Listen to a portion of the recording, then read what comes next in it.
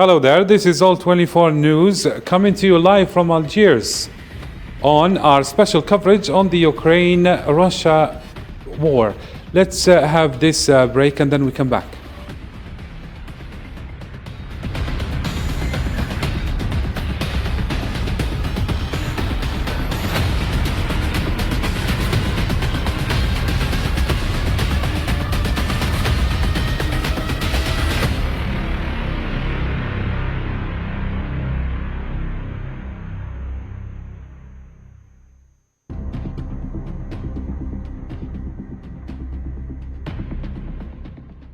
The world is still trying to find a final resolution to Russia-Ukraine war that has seen thousands of deaths, millions displaced, and multiple cities destroyed.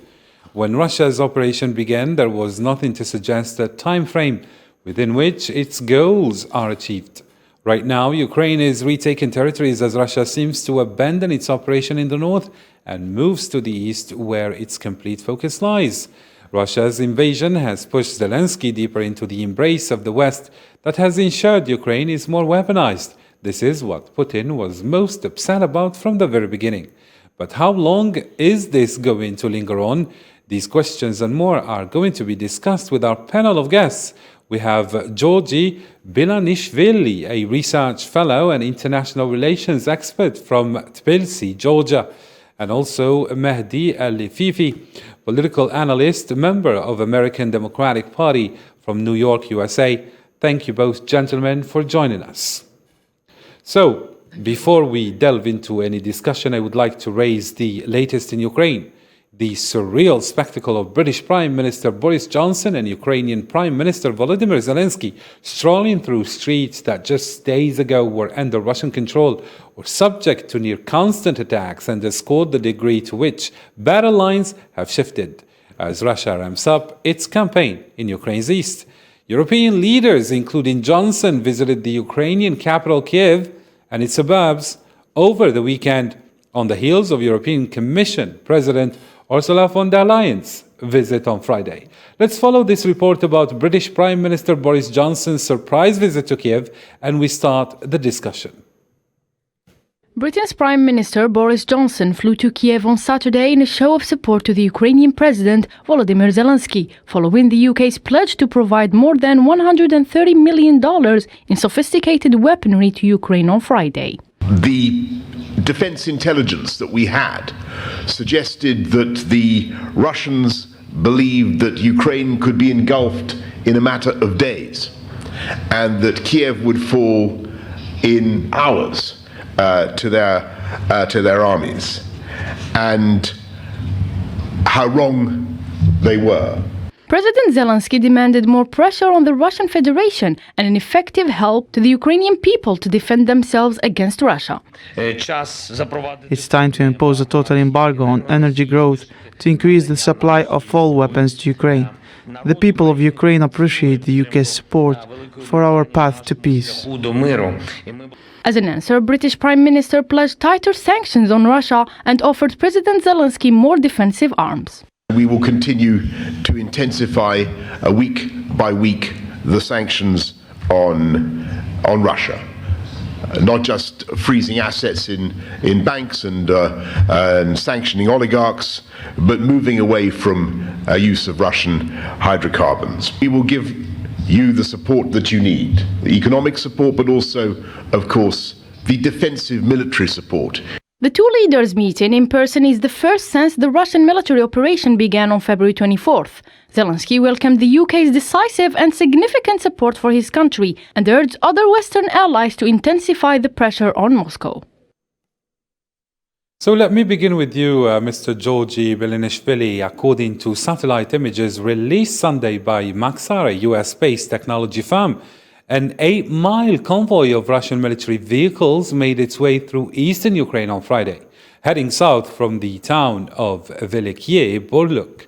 The refocus east, away from Ukraine's largest cities, could prove a challenge for Ukraine's beleaguered forces and advantages for Russian troops.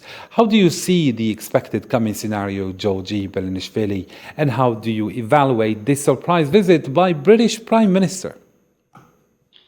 First of all, I should mention that the first scenario that developed by the Kremlin has totally failed. And now they started to switch to the second scenario, if I may say so, and started to concentrate in the Donbass region, in the Kherson region, and Russians are going to allocate all their military forces to continue occupation of this region. Ukrainians are quite successful in counterattacking, and I hope this trend will develop further, and this will lead to the total victory of Ukrainian military forces in this unjustified and unprovoked war that has been started by Putin's regime. Concerning the UK Prime Minister visit in Kiev, it is very important. The support of Western states, not only Western states, but other states, provided to the Ukraine political support, economic support, and military support is crucial in this war to make Ukrainians succeed. Very nice indeed. What about you, Mr. Mahdi Al-Fifi? What's your reading on the current situation? First of all, thank you for inviting me, and thank you to your viewers and guests. What I can see now is after the failure of Putin of executing the first imaginary proposition of taking over Kiev and the massive losses that they have, they are focusing now on the areas in the Donbass, which were established as puppets government very close to Russia, to try to take apart a very important part of eastern Ukraine. I think this would be a challenge for the Ukrainian government for many reasons. Number one, because of the alliances of those areas with Russia, and because of the governments that are also part of the Russian embargo or the Russian imagination on the eastern part of Ukraine, and also because the proximity of this area to the borders of Russia. So it will be kind of very difficult for the Ukrainian army to do the same thing that they have done throughout the previous days and weeks that we've seen. It will be a little bit a challenge for Ukrainian. When it comes to the visit by the Prime Minister of Britain, I think it's a very good show of solidarity. I think many other leaders of the free world will continue to show their support to Ukraine. And I think this is not just financial support or military support, but also a moral support for the whole world to see that a person like the Prime Minister of Britain visiting Ukraine during this fight will be an excellent support to the Ukrainian. I think many other leaders will follow suit, and there is a talk in Washington that President Biden should be also visiting Kiev very soon. Very nice. And speaking of other European leaders, Austrian Chancellor went on a one-day trip to Ukraine, during which he will visit President Volodymyr Zelensky. Karl Nimmer also visited a mass grave in BUCHA, northwest the capital Kiev, where bodies wearing civilian clothes were found dead after Russian troops withdrew. I get back to you, Mr. Georgi Belanishvili. Russian forces are accused of shelling schools and residential buildings and targeting civilians, while the Russians are denying that, and they are saying that it is something staged by Ukraine. Western leaders are grouping up with Ukraine and embracing its claims. Where do you think this is going? Accusing a country of war crimes is something quite serious and requires proper investigation. But here, what neutral side can conduct this investigation and make it credible and away from staging? There are two main things that we should consider regarding this BUCHA case. First is that there are a lot of evidences, lot of proofs that Russian militaries did this. These are intelligence evidences, also satellite images, and others. Second is that this is not first case that Russians are doing this type of atrocities. They did it in their own country, in Chechnya in 1990s and at the beginning of 2000. They have done it in Georgia, in my country, as well, when they occupied Abkhazia and Tsinwali regions. Again, that's the Georgian population. They applied the almost same measures. Something similar has been done in Syria as well. So it is from recent history. I am not going to go back in the deep history. So I don't have any doubt that these atrocities have been done by Russian soldiers. But the main blame should come about the Putin's regime, who planned and exercised this unprovoked and unjustified military invasion in Ukraine. Mm-hmm.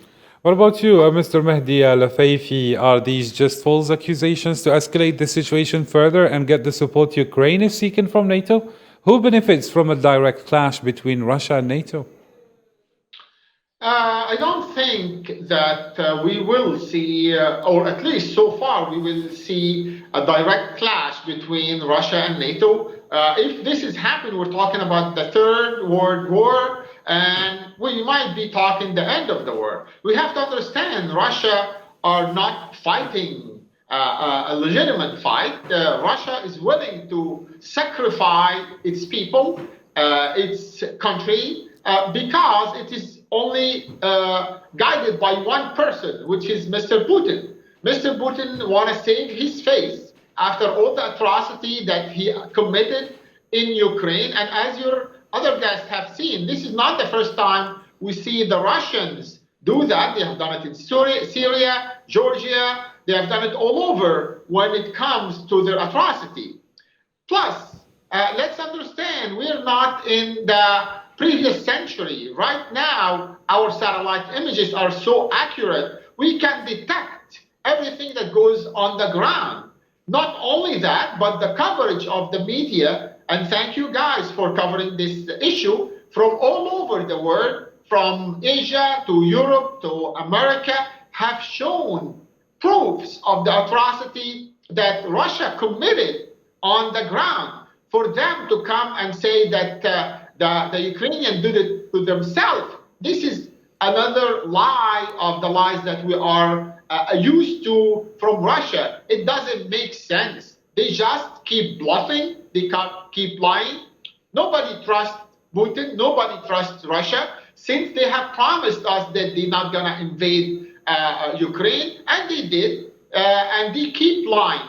And the coverage of this atrocity will not go away. There is a lot of organizations, there is a lot of journalists, there is a lot of imagery either taken by the Ukrainians themselves or taken by the satellite that prove that every single thing we've seen is just a small part of the major crimes committed by Russia. And I think that the whole world will come back and somebody will have to pay for this. Very nice indeed. And in a televised address, Ukrainian President Volodymyr Zelensky described the whole European project as a target for the Russian Federation.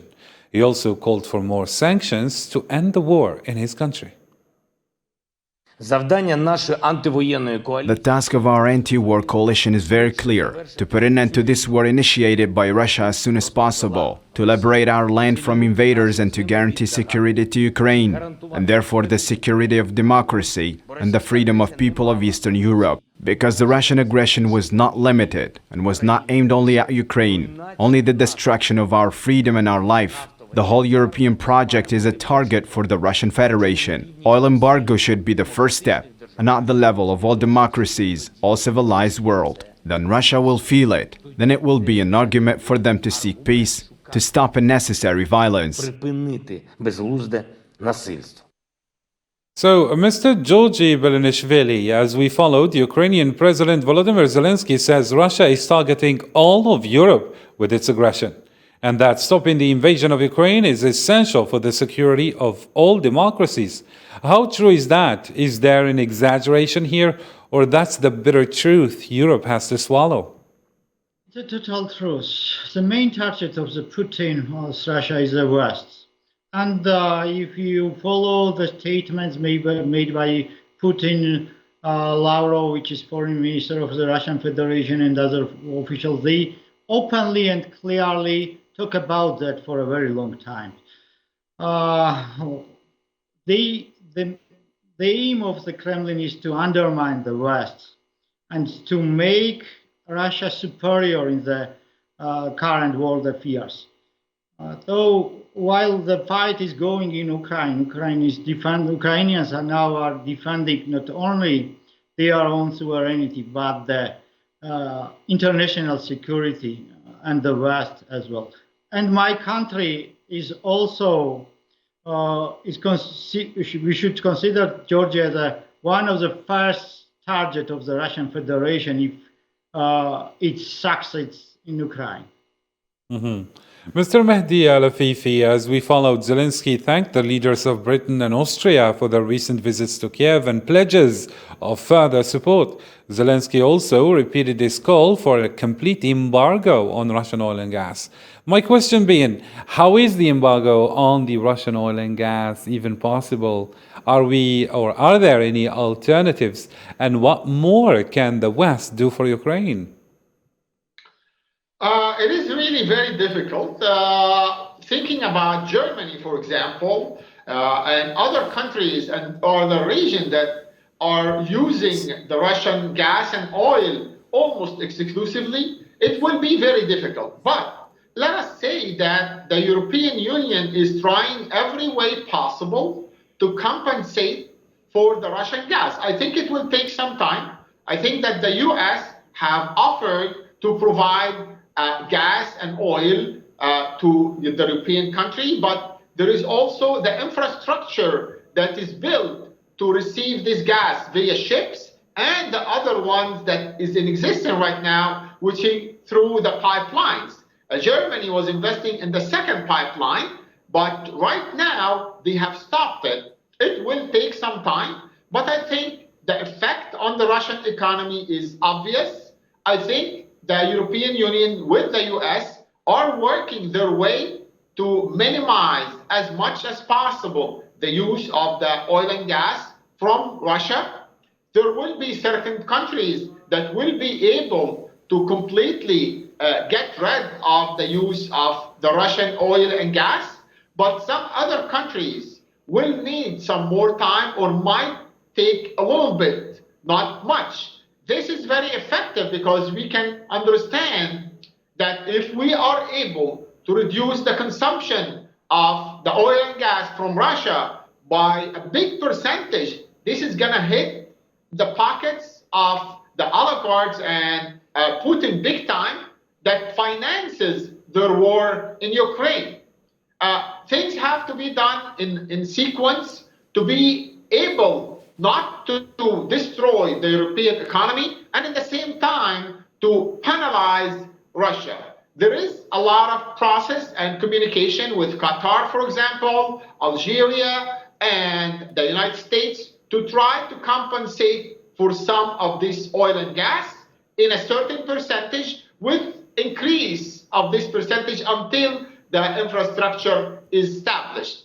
Mm-hmm. With that, I think the continuity of the support, the military support, the financial support that will allow Ukraine to defend itself will also help Ukraine defend itself against any additional aggression from Russia and also rebuild some of the infrastructure and be able to do some of the exports that it used to be doing throughout Ukraine.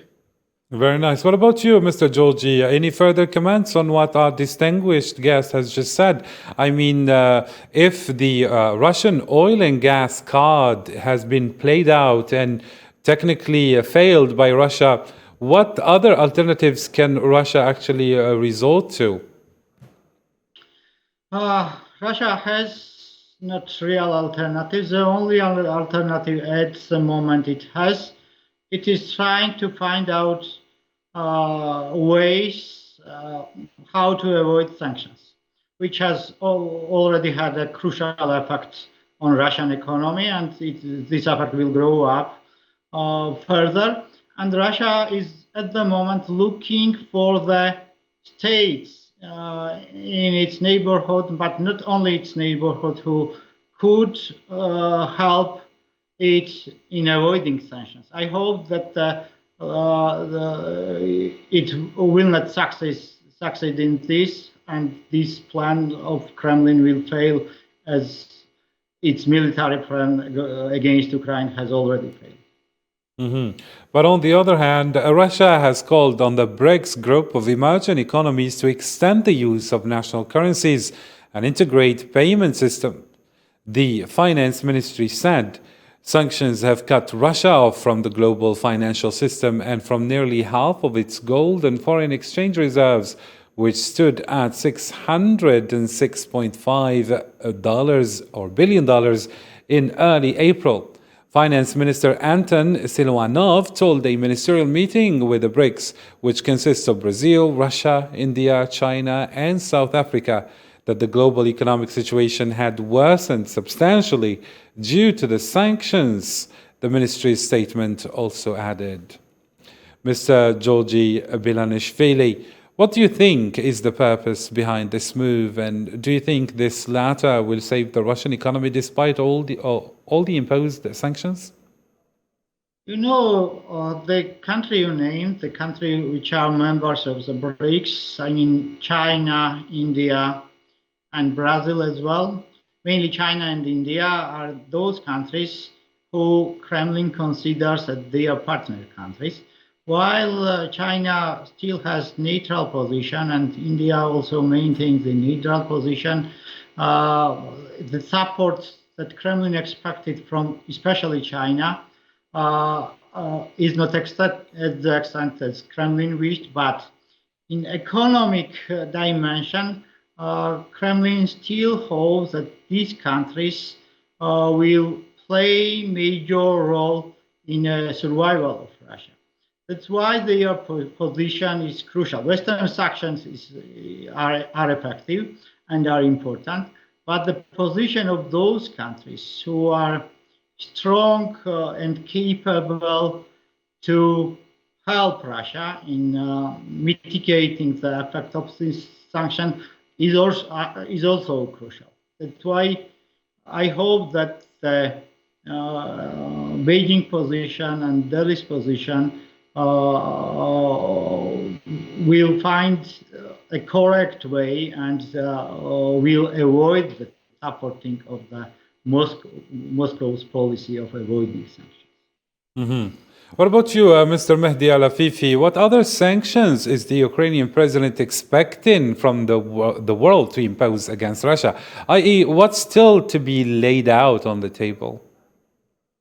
Let me first comment on the previous comments that we heard. Number one, India and China cannot consume all the gas and oil that Russia is producing. If the effectiveness of the boycott of the oil and gas from Europe exceeds certain percentage, certain threshold, they cannot drink and eat this oil and gas. There is a limit on how much Russia can give India and China. This is number one. Number two, India and China, especially China, are taking advantage of the cheap oil and gas they're getting from Russia because they are not paying premium to get oil and gas from Russia, but they are paying a cheap price for Russia. Number three, I think China was very careful on how to maneuver this because they don't want to be boycotted by the free world from buying the merchandise that China produces. As we know, 70% of the major Chinese production, the good quality production, are produced between the European Union and the United States. China cannot lose any percentage of that, otherwise it will be a catastrophe. But what other sanction can be done to Russia? As we've seen, this is the first time in history that all these sanctions are imposed in such a way. Sanctions are meant to take effect over time. We have seen the effect on the Russian economy. I think there is other things that's still in the back burner that been prepared by the United States and the European Union, which can go after other people, other organizations, which also can go indirectly through India and through China by affecting certain sectors. There is other sectors that are still open right now, not to stop the world economy. We have to understand the world economy is so connected right now, even with Russia, because for the past 29, 30 years, Russia was very well connected and working closely with the European Union and even with the United States. So I am very optimistic on what can happen and what I have seen and what I know that might happen in the future to Russia. And we have seen that China did not really support Russia 100%, but they are walking a very tight rope. Also with India, India do not want to lose the lucrative market of the United States. And also they know that there is a public outcry of what Russia is doing. So this will maybe come even from the private sector in the United States against certain sectors in India. Yes. Mr. Georgi, do you think that diplomacy still holds? Do we have a way out of this crisis through diplomacy? What do you think? Yeah, diplomacy is very important, but at the moment, the position of the parties, I mean, Kiev and Moscow, are very different.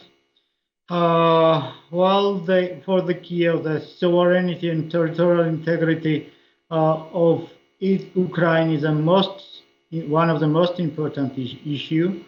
Moscow is still trying to destroy Ukrainian sovereignty and maintain Donetsk and Lugansk region as a so-called independent states, and the Crimea as a part of Russian Federation.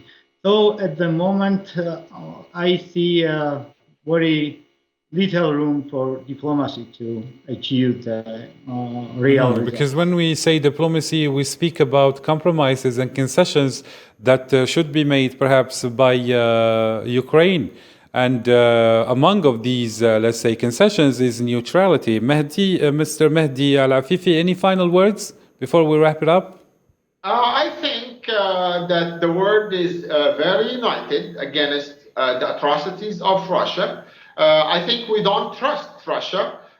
Diplomacy can still try to work, but I think that we're not very optimistic of what Russia can do. The world will still continue to support Ukraine, and we will continue to impose more sanctions on Russia and work with the partners around the world, including China and India, to be more effective in imposing those sanctions in Russia, even though that they have a direct benefit out of these consequences.